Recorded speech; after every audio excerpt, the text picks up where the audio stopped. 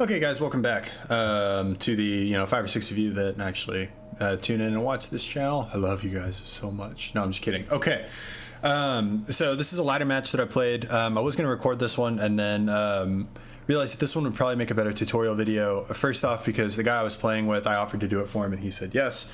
On chat, we were chatting a little bit during the game.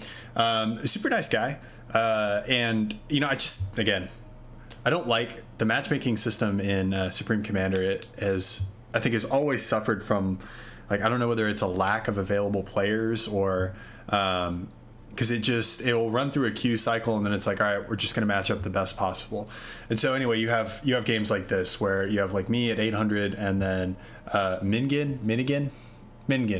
I hope I'm pronouncing that correctly, bud. I'm going to send this to him if he watches it. Mingen at negative 400. So this is about where I was whenever I started on the ladder. I was like 6 or 7 games in and you're at like negative, and there's just something super depressing about the fact that there like a negative rating exists in this game. Like, just keep it at 0.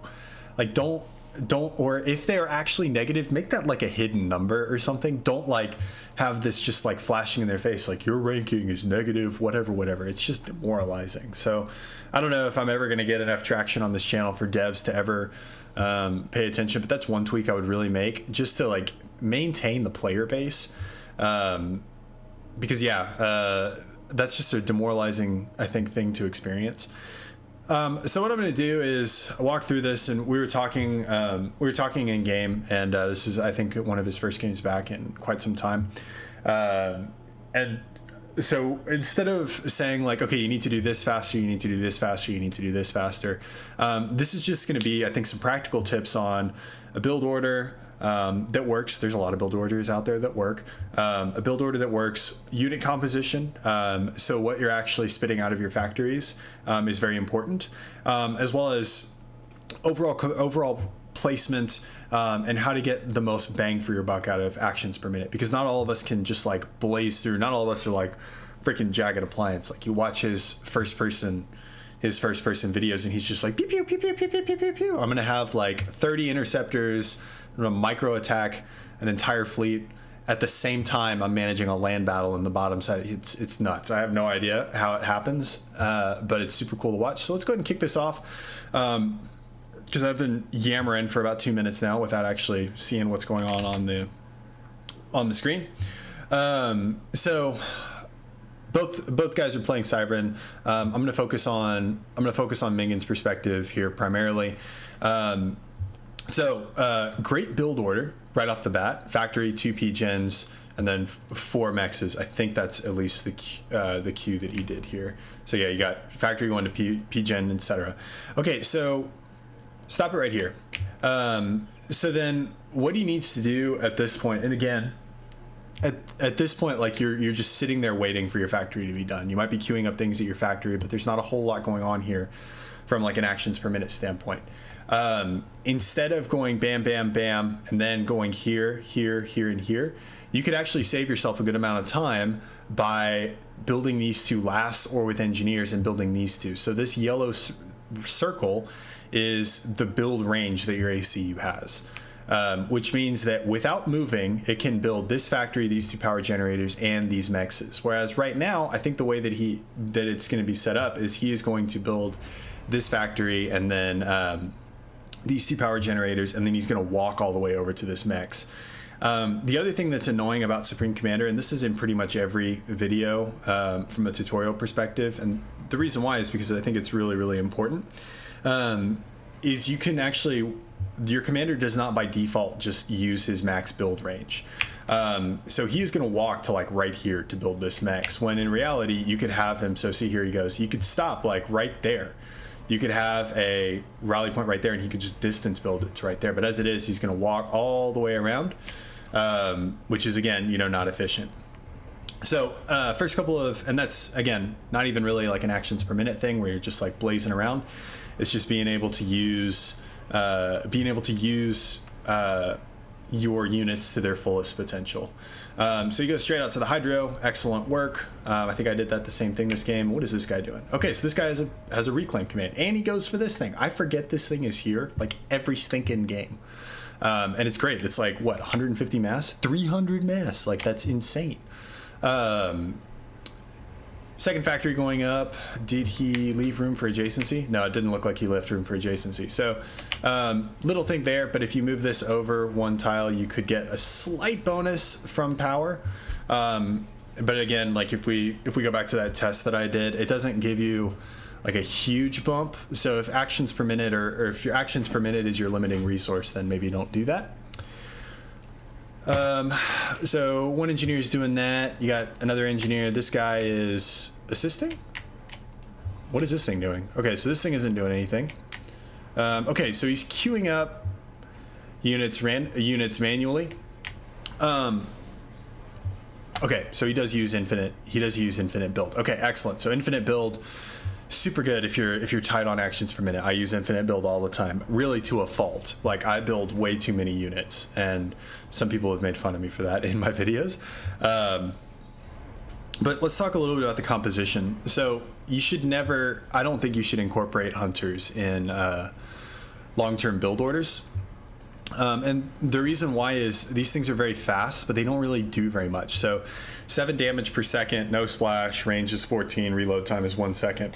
So these things are super fast, but they have next to no health and a pretty low damage per second. Whereas here we've got damage 0 to 18, DPS of 24. But the key difference here is these guys are going to be rocking with about 270 hit points. These things are working with 65. So this thing is the HP equivalent of almost 4 of these hunters. So really the only time you should be using hunters is for early harassment. It's fine to build hunters, but you should really only build maybe like 2, 3, 4, like 5 at the most if you're going like real heavy early harass. So here he's got this factory assisting that factory. Perfect. Great way again to get the most bang for your buck out of actions per minute.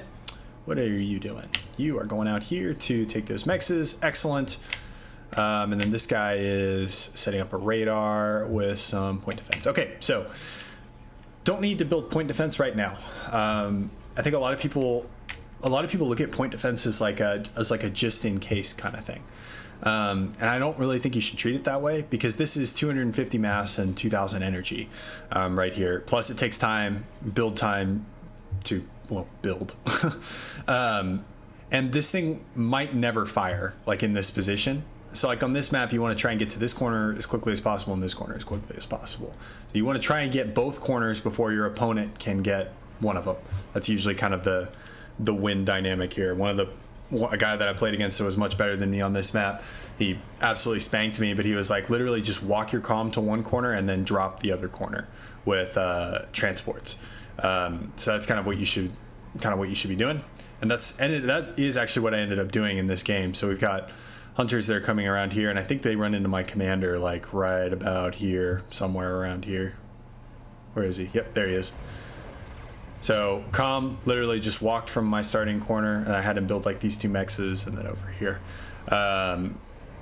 So yeah, try and expand out to these corners as quickly as possible, and that is something that is going to be APM inhibited potentially. But yeah, the point is like you shouldn't be building point defense in areas that aren't likely to be attacked. Like this is very close to your main base. Like if your opponent is here, you've lost the game basically at that point. Okay, going for a T2 upgrade right now, and we can see what that's doing to his power. So he's at negative 374. So this is crippling, that kind of power drain with only 180 income. And you can see like how long it's taking his commander to actually make that jump. And assisting isn't going to help in this case. You're going to be better off building additional T1 power generators and really just pausing this upgrade altogether. Like just stop the upgrade, build like 7 or 8 more T1 power generators, and then finish up the upgrade. Because this upgrade is taking 190 energy. You can see that at the bottom left. Your total energy income at this point is 180. So if you were doing literally nothing else, like no production on prowlers, nothing at your land factories, you would already have strapped your energy income at that point. So just keep that in mind. Little thing, again, nothing to do with actions per minute, just a timing thing. Make sure that you have that you're upgrading when appropriate. Early upgrades are not always the best because they can cost you in the long run. Like this one is going to be costing you, just with that power drain that it's introducing to the environment. Okay, so continuing on then. Units running around the side of the map. Perfect. You definitely want to have military units out. And I actually was panicking at this point because, oh, and he scouted me out with with an interceptor. But I actually panicked at this point because I literally had like no defense here. I ecoed like way too hard this game and I had no defense, like no military units. Like at this point in time, and you didn't know this, which again goes back to scouting, like build a couple of air scouts and fly over, right, make a flyover on my base. I think I did that a couple of times. But if you had done that, you would have known that I literally had no military at this point. Like I saw those units and I started panicking, just because I had nothing. Like my commander was my only military unit. Air transport, I was trying to drop this corner. So remember what I said, like walk your comm to one side and drop the other side. And these were my first military units that were actually able to get off of the conveyor belt. But you'll be able to see how quickly these things kind of take apart light assault bots and why light assault bots really shouldn't be incorporated into your main army. See, like, even though it was only one and there were like 6 mantises, that one mantis earlier lasted way longer on that side. Okay, so your T2 upgrade is done. You're still a little low on economy. So he said that it had been a long time. So he said that it had been a long time since he had played. This was like his first game back in quite a while. But I don't think this is a good way to use this space around mass extractors. Initially, whenever I was playing, I thought this was storage. These are power generators. So this is not a good way to use the space around a mass extractor. And the reason why is you're doing this because there's an adjacency bonus, right? You can see these little like pulsating red lines. So you're doing that because there's an adjacency bonus. But let's compare, like one with no adjacency bonus has 2 energy draw, and this one has 1 energy draw. So you basically took out the ability to put mass storage around this, to gain yourself 1 extra energy per tick. So I don't think this is 100% worth it. To put this in context, if this is a T2 mass extractor, and instead of power generators around it, you had surrounded it with mass storage, this would be T2 mass extractors usually pull at 6 per second, and this would pull at 8 per second. So you'd be getting 2 extra mass per tick by putting mass storage around it instead of power generators. So a little something to think about. Okay, so what else have we got going here? So everything's coming along pretty smoothly right now. You've got factories producing, which is good, fighters fighting, etc. So awesome. Another thing I wouldn't do is build these early. These are good for late game whenever you need to pack a bunch of build capacity into a small area. So like if this was tier 3 and you needed to put like, the equivalent of 7 or 8 engineers in like this little square, hives are awesome for that. But right now it doesn't really, I don't think it's helping you a whole lot. And I think it's causing, again, like you spent a lot of money to actually build that thing. How much are these actually? 350 mass. So this is essentially the equivalent of, I think, a T3 engineer, if I remember correctly, or a T2 engineer. Maybe it is worth it. I don't know. Who am I to judge? The only downside about this thing is like you can't really move it and it can't reclaim. So it's literally just build capacity. And this is whenever I started asking him, I was like, are you a little bit newer to the game? He was very gracious. And I think understanding, because I really was not trying to be mean. And I'll send this video to him after. But yeah, so I think at this point we can stop analyzing the replay and break this down to, I think, a couple of things. I think a couple of things that you could do better, or that, you know, Mingen could do better here. So, firstly, what was the first one? Okay, let's talk about things that you did well, because there are a bunch of things that I think you did really well, and those are sticking out in my mind. But setting reclaim orders, fantastic job. Do more of that if you can. Great way to get additional mass. It really helped you in the early game.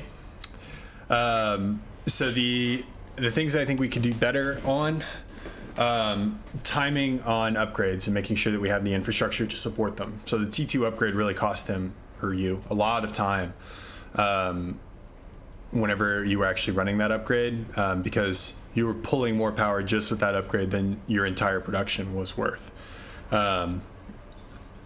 So timing on upgrades. Right at the outset, you can get a little bit of time back on your commander by queuing up the movements a little bit more efficiently, instead of manually walking to each mass extractor. And you can do that with shift, just like you would shift queue a build order. You can shift queue movements. Some other things, scout me. So even now, you don't really know what's in my base. So put together like 5 or 6 flying eyes and have them go over my base. This one, and I think this one is probably the most important, is don't use these in your main army. These light assault bots. Great for, they're awesome for early harass, but they're not the backbone. Your main battle unit is the Mantis. As scary and creepy as it looks, it is the Mantis. Otherwise, though, I think that you've got all of the fundamentals down. You've got all the fundamentals down. I think just some timings were a little bit off, but we'll go ahead and stop the replay there. So yeah, boil it down. Timely upgrades. Don't use hunters in your main army, and then think a little bit more about your adjacency. Stuff that I think you're doing really well. Reclaim, build order initially. You had a great build order right off the bat. I've seen way worse. And then build orders off of your engineers to expand out to these little legs. So well done. A couple of things though that I think that we could improve on. But anyway, I will stop yammering. This video is long enough already. Man, 17 minutes flies whenever you're listening to yourself talk and self-obsessed. So anyway, if you guys like what you saw, leave the video a like. I really appreciate hearing feedback. If you don't like what you saw, let me know that too. Anything like "you suck, I hate you," I'm probably not going to listen to. But yeah, if it's something constructive where it's like, I don't like that you do this, or I think that you gave incorrect information here and here's why, tell me, because I would hate. I really like this game a lot, and I want people to stick around and enjoy this game. And so I would much rather know if I'm giving people bad advice than give people bad advice accidentally. So anyway, with that, I'll stop yammering. Thank you guys so much. I'll see you guys next time. Peace.